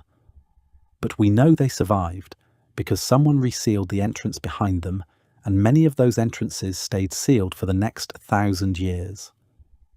The Donoughmore souterrain in County Louth gives the clearest picture. Its passage runs for nearly 30 metres underground, about 100 feet. 2 separate creeps, a guard chamber, a final refuge room large enough to hold a family of 20. The entrance was hidden inside the inner building of a ring fort, accessible only to people who already knew it was there. When archaeologists studied the site in the 20th century, the conclusion was unambiguous. This was not storage. This was a fortress, built specifically to outlast a raid. The Vikings raided Ireland for roughly 250 years before the final Norse defeat at the Battle of Clontarf in 1014. During that quarter of a millennium, they killed Irish kings, looted dozens of monasteries, and built 5 major coastal cities. They never broke the rural population. The farming families of Ulster, Louth, Meath, and Munster kept growing oats, breeding cattle, and raising children, because every time the longships appeared on the horizon, they had somewhere to go. Souterrains stopped being built around 1200 AD. The reason was not that the threat ended. The reason was that the threat changed. The Anglo-Norman invasion of Ireland began in 1169, when an army led by Richard de Clare, known as Strongbow, landed in Wexford. The Normans brought something the Vikings never had. They brought stone castles. A motte and bailey, and later a stone keep, was a fortification that stayed in one place. It allowed a small number of armoured knights to control a large area of countryside permanently. Once the Normans built a castle, the local population could not just hide for a few hours and emerge to find the threat gone. The threat lived in the castle now. Hiding underground was useful against raiders who came and left. It was useless against an occupying force that intended to stay. The souterrain became obsolete almost overnight. By 1250, no new ones were being built. By 1400, the existing ones were either forgotten, used as storage, or filled in. For the next 600 years, souterrains slept under Irish fields. Farmers occasionally fell through the roofs of collapsed ones while ploughing. Cattle sometimes vanished into them and had to be hauled out. Local folklore turned them into fairy passages and puka dens, holes in the world where the old people had gone. The Irish word for an underground chamber, uam, became a word for any unexplained hole in the ground. The first systematic study of souterrains began in the 19th century, when antiquarians started recording sites they had stumbled into, often after a farmer's plough collapsed a roof slab. The pace picked up in the 20th century with the work of archaeologists like Etienne Rhin, who spent decades cataloguing souterrain sites across Connaught. The standard reference today is Mark Clinton's 2001 study, The Souterrains of Ireland, published by Wordwell. Clinton spent years in the field, walking ring forts, dropping down into chambers, measuring passages with a tape and a flashlight. His work confirmed what fragmented earlier surveys had hinted at. The souterrain was not a curiosity, it was a continental-scale defensive system distributed across the entire farming landscape of medieval Ireland. The Discovery Programme and the National Monument Service of Ireland now maintain detailed records of more than 3,500 documented souterrains. Field surveys continue to find new ones every year, especially in counties Antrim, Down and Louth, where the highest densities are concentrated. A handful of souterrains are open to the public. Donamore in Louth has been preserved with electric lighting and a guide. Drumina Cashel in County Down has a souterrain you can crawl into yourself if you bring a flashlight and don't mind the cold. The chambers are exactly as the builders left them: the dry stone walls, the corbelled ceilings, the narrow creeps that no Viking ever made it through. For 700 years, the rural population of Ireland solved a problem most cultures could not solve. They were attacked by an enemy stronger than they were, and they had no army to fight back with. They could not build castles. They could not field a navy. They had no professional soldiers and no central state to coordinate defence. What they had was stone, soil, and the knowledge that the ground beneath their feet could be reshaped. So they reshaped it. They built more than 3,500 underground refugees across an island the size of Indiana. They carried their families, their food, and their futures into the dark. And when the longships were gone, they came back up and rebuilt the houses above. If you found this valuable, hit that like button and subscribe. We investigate forgotten knowledge that the modern world left behind, not because the old ways were always better, but because some of them solved problems we have completely forgotten how to solve. Picture a single iron pot hanging over a low fire in a one-room English cottage, sometime around the year 1300. It has been there since before dawn. It will still be there at midnight, and it is almost never scraped empty. Whatever is inside it has a name: pottage. That one pot was breakfast, dinner, and supper for an entire family. It cooked on almost no fuel. It needed almost no skill. It wasted almost nothing. And it stayed the everyday staple of ordinary European life for the better part of 1,000 years. Now look at how you eat. The average American family throws away around $1,500 of food a year, bought and never eaten. And more than half the calories in the average American diet, 55% of them, now come from ultra-processed products. We have refrigerators, supermarkets, and a kitchen full of appliances, and we still waste more food and eat worse than a medieval peasant working a single pot over an open fire. They had a food system. We have a food industry. And almost everything the history books tell you about that pot is wrong. It was not joyless grey gruel. It was one of the most efficient, adaptable, and genuinely nourishing food systems ever built. Today we are going to dig it back up and show you exactly how it worked in 4 parts. Part 1. What pottage actually was. Start with the word itself. Pottage comes from the old French potage, which meant very simply that which is put in a pot. The modern English word porridge is a direct descendant of it, and for centuries the two were almost interchangeable. And that origin tells you something the recipe books never say out loud. Pottage was not a dish, it was a method. It was whatever you had on hand, simmered slowly in water or stock until it turned soft, thick, and edible. That method was built around a single object, the cauldron. For a peasant household, the cooking pot was often the most valuable thing they owned. Pots were named in wills and handed down to children because a family might own exactly one. A poor household might have a single pot, one knife, and a few wooden bowls, and that one pot was expected to do everything. There was no oven. There was no second flame. There was the fire and the pot above it, and everything the family ate was cooked in there. Medieval cooks knew 2 broad kinds. Running pottage was the thinner version, closer to a soup, loose enough to drink straight from the bowl. Standing pottage was cooked down much further until it was stiff enough to hold the shape of a spoon pressed into it. Same pot, same method, different amount of patience. But knowing what pottage was does not explain the thing that actually made it work. How did one pot feed a whole family every single day on almost nothing? For that, you have to look at the fire. Part 2. The fire that never went out. Here is where pottage stops being a recipe and becomes a system. The pot was rarely emptied. A medieval household did not cook 3 separate meals a day the way we do now. The fire itself was too expensive for that. Firewood had to be gathered by hand, it took real labour, and in many regions the right to collect it was controlled by the local lord. Lighting a cooking fire from cold every few hours was a waste no working family could afford. So the fire stayed banked and the pot stayed on it day and night. The pottage inside was topped up, not thrown out. Yesterday's leftovers became the base of today's meal.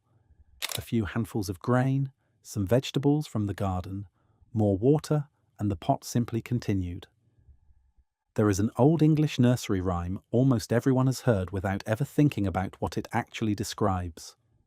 Peas porridge, hot, peas porridge cold, peas porridge in the pot, 9 days old. That rhyme is a folk memory of this exact practice. Pottage eaten hot, then eaten cold the next day, then kept and reheated again after that. To a modern viewer, food left in a pot for days sounds dangerous, but a pot held at a steady simmer over a banked fire is, in effect, being reboiled every single day, and that constant heat held the worst of the spoilage in check. Far from careless, it was a working preservation method that cost nothing.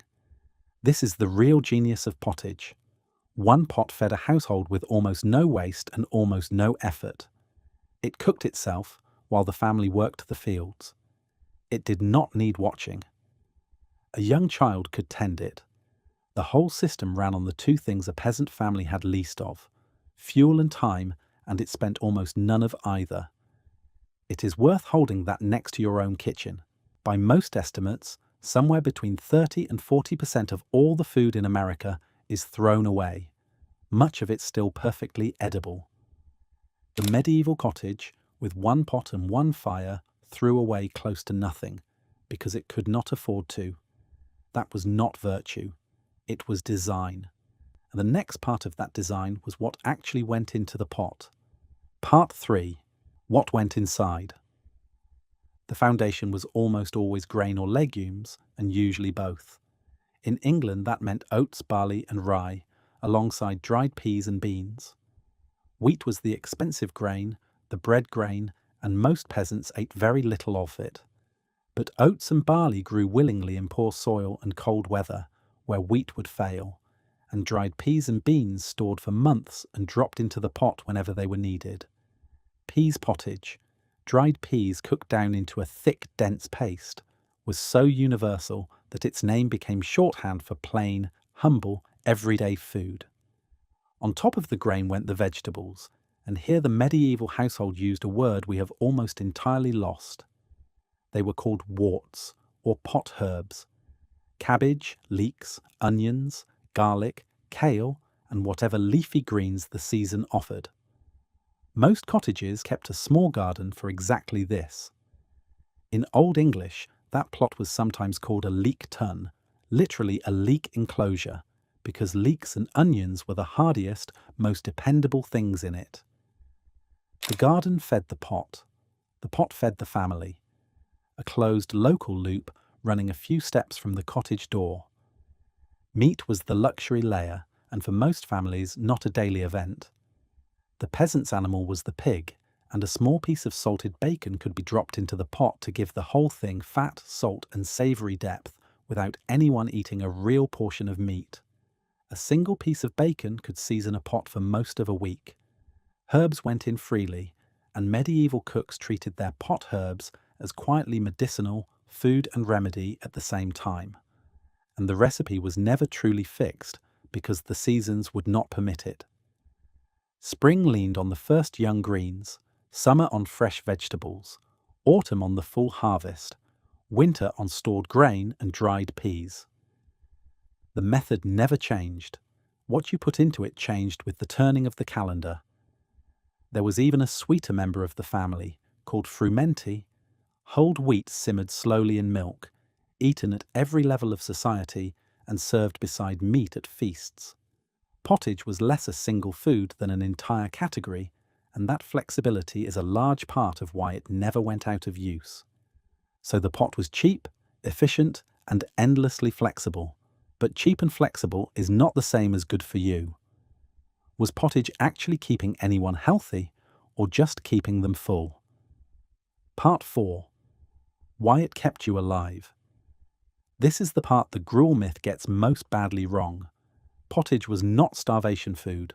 For a hard-working population with no refrigeration, no supplements, and no safety net of any kind, it came remarkably close to nutritionally ideal, and modern science can now explain why. Start with the grain and legume base.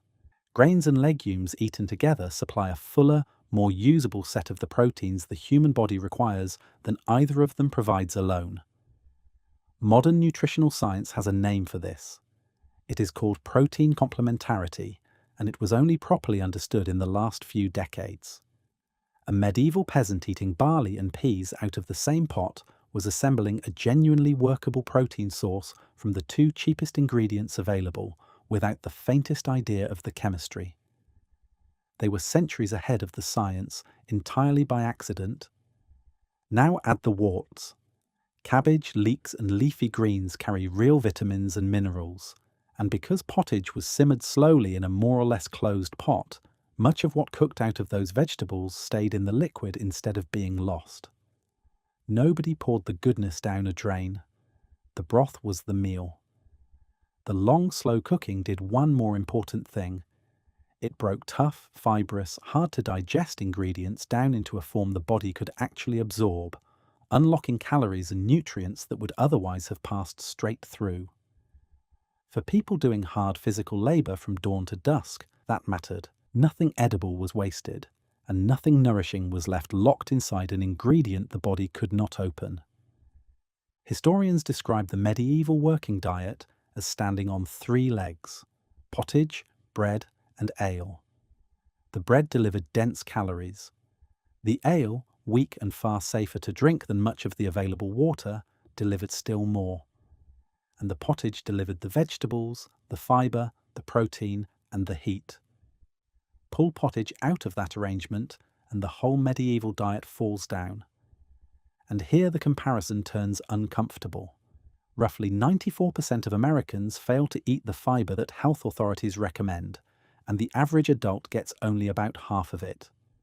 A peasant eating barley, peas, and worts out of that pot was getting more fibre and more whole food nutrition in a single bowl than most modern eaters manage in a day, with a supermarket on every corner.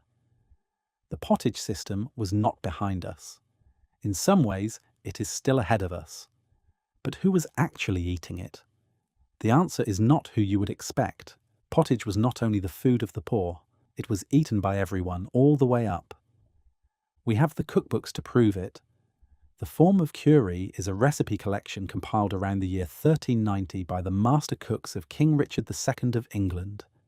It is one of the most important surviving food documents of the entire medieval period, and it is full of pottage. Across the Channel, a French household manual now known as Le Ménagier de Paris, written in the early 1390s, did very much the same.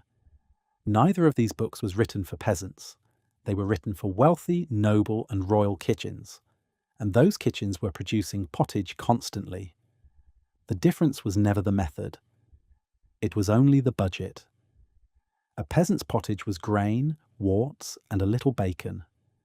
A lord's pottage was built on exactly the same principle, then loaded with everything money could reach. Almond milk in place of plain water, real meat, sometimes several kinds in a single pot. Saffron to stain the whole thing a brilliant gold. Imported pepper, ginger and cloves. Wealthy households cooked elaborate, brightly coloured, heavily spiced pottages, gave them names of their own, and served them as a deliberate display of status.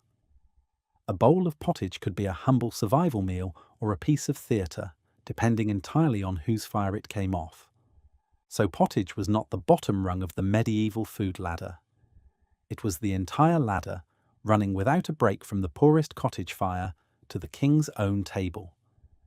A food that flexible, eaten that widely, for that long, does not survive by accident, and it did survive, for an astonishingly long time, the everyday staple of ordinary European life for the better part of 1,000 years.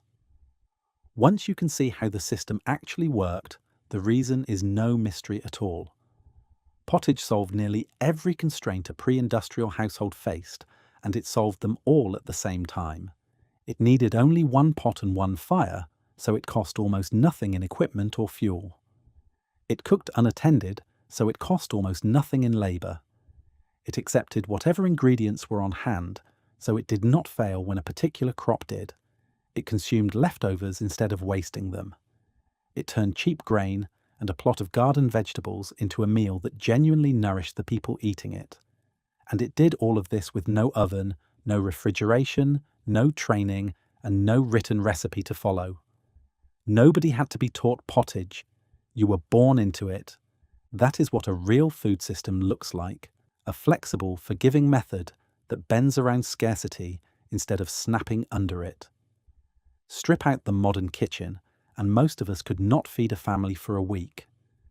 A medieval household did it for a lifetime, with one pot. Which raises an obvious question. If the system was that good, could you actually run it yourself?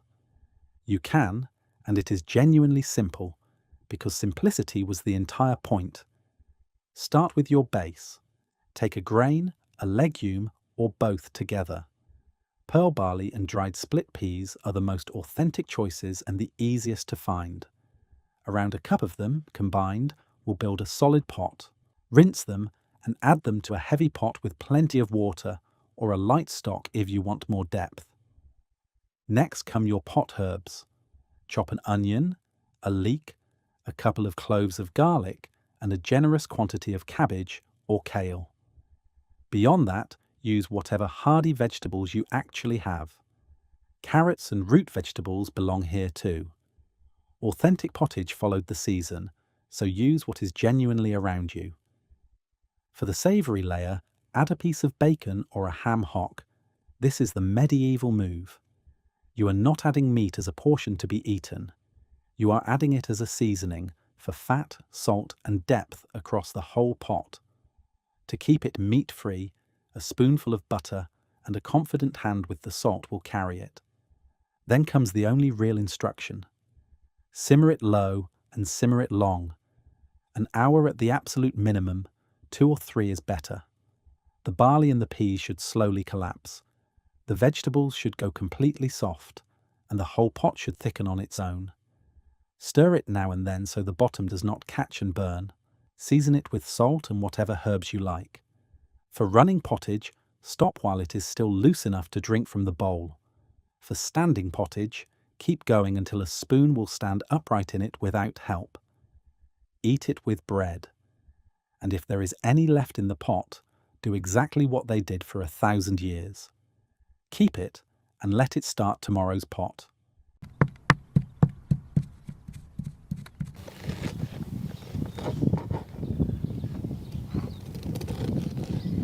We often think of medieval bread as rough, tasteless peasant food, barely fit for survival. But what if I told you that medieval bakers actually mastered techniques that create bread with longer shelf life, better nutrition, and more complex flavors than anything you'll find in a modern supermarket?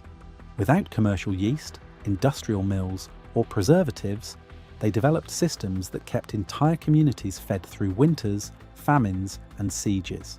In this video, you'll discover 7 forgotten medieval bread-making methods that have been lost to time. Techniques so effective, they could revolutionize your baking today. And at the end, a surprising truth about why we abandoned bread that was actually better for us. Before we dive in, let me ask you something. Have you ever made a loaf of bread from scratch only to watch it go stale or moldy within days? Or bought sourdough from an artisan bakery and wondered why it never quite tastes like the real thing? That's because we've lost the foundational knowledge that medieval bakers considered essential. If you've ever been frustrated by modern bread that's either full of chemicals or spoils immediately, hit that like button. It tells the algorithm to share this with others who care about real food. Now, let's uncover what history has been hiding. Number 1. Maslin bread, the survival loaf that never failed. Today we think of bread as either wheat or rye, white or whole grain. Medieval people understood something we've forgotten. Mixing grains wasn't about making do with limited resources. It was deliberate food science that created bread superior to single grain loaves in almost every measurable way. Maslin bread combined wheat and rye in ratios that varied by season, region, and availability, usually somewhere between 60-40 and 50-50. The genius wasn't just in mixing the grains, it was understanding how they complemented each other at a molecular level. Wheat provided gluten structure and rise. Rye contributed enzymes that kept the bread moist for weeks and acids that prevented mold. Together they created a loaf that modern food scientists are only now beginning to appreciate. A study from the University of Helsinki in 2018 analysed reconstructed medieval Maslin recipes. They found that the mixed grain breads retained moisture 40% longer than pure wheat bread and resisted mold growth for up to 3 times longer than modern whole wheat loaves.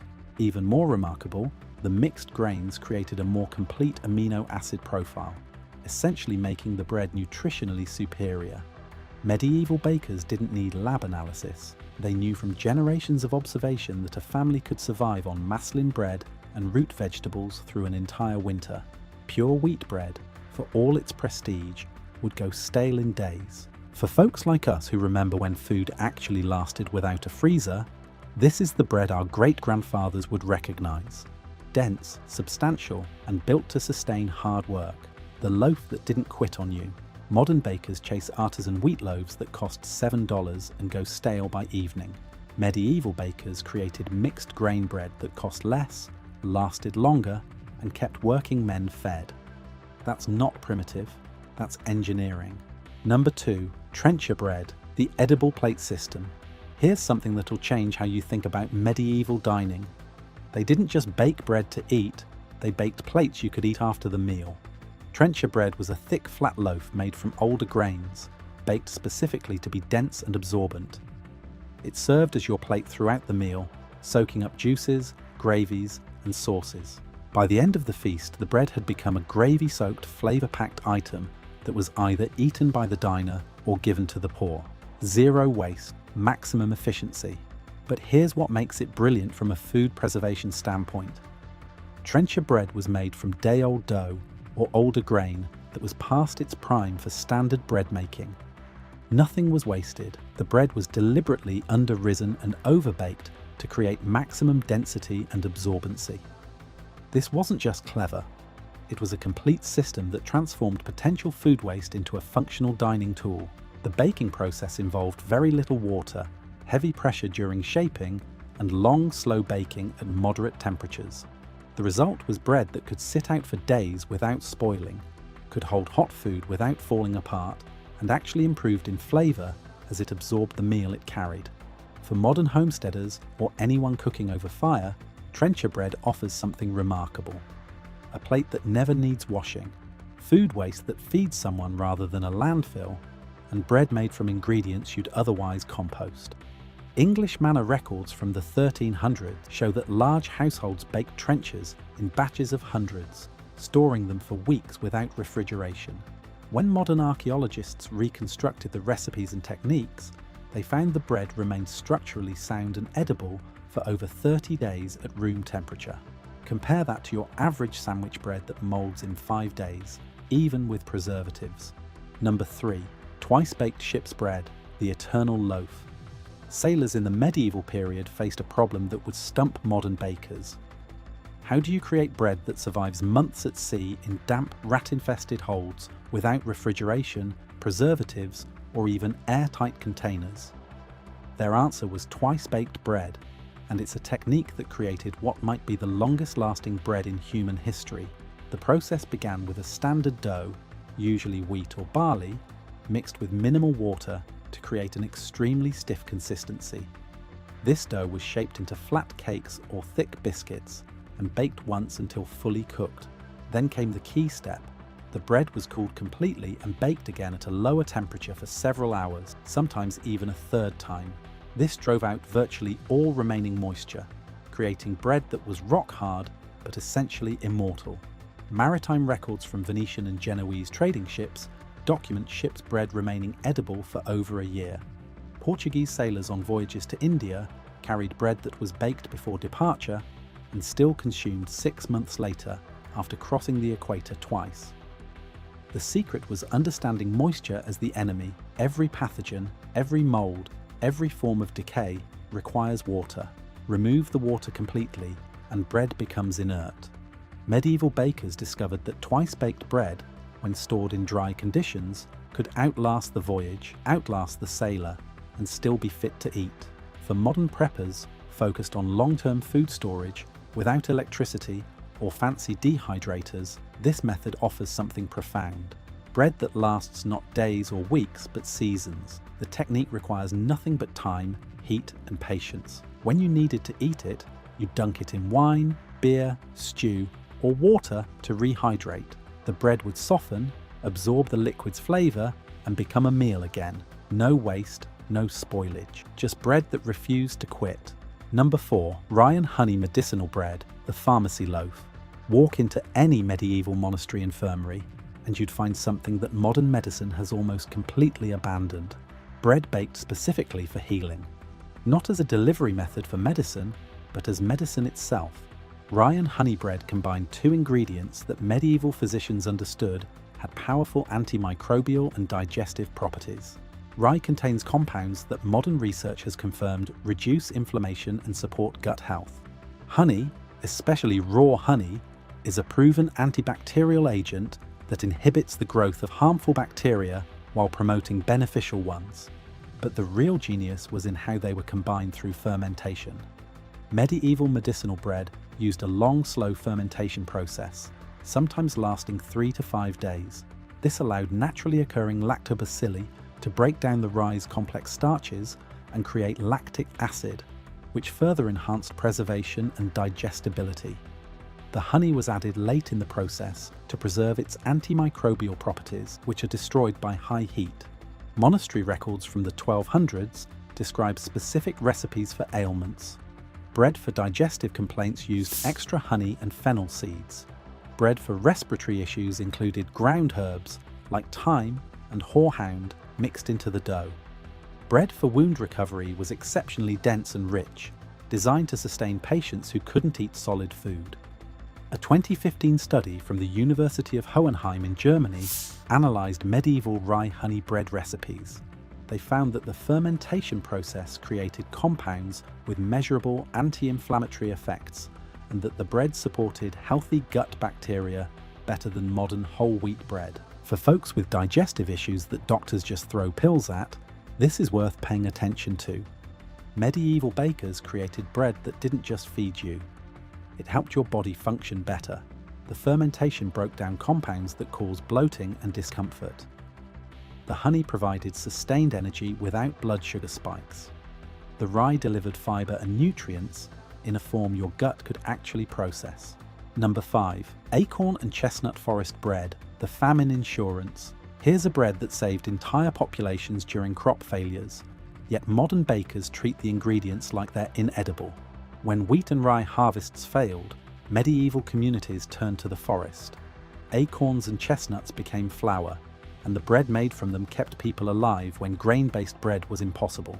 Acorn bread required knowledge that's almost extinct today. Raw acorns contain bitter tannins that are toxic in large quantities. Medieval people developed a leaching process that removed the tannins while preserving the nut's nutritional value. Acorns were shelled, ground coarse, and soaked in running water for days, sometimes weeks. The water was changed repeatedly until the bitterness disappeared. The resulting acorn meal was dried, ground fine, and mixed with whatever grain was available, usually in a 30-70 ratio. Chestnut bread was simpler, but required different techniques. Chestnuts were dried, ground into flour, and created a bread that was naturally sweet, dense, and remarkably filling. The high starch content meant chestnut bread could be made with minimal grain, stretching limited wheat or barley supplies. Italian mountain communities, especially in Tuscany and Corsica, maintained chestnut bread traditions into the 20th century. Elderly villagers interviewed in the 1970s recalled their grandparents describing chestnut bread as superior to grain bread for sustained energy during long days of physical labor. Modern nutritional analysis proves they were right.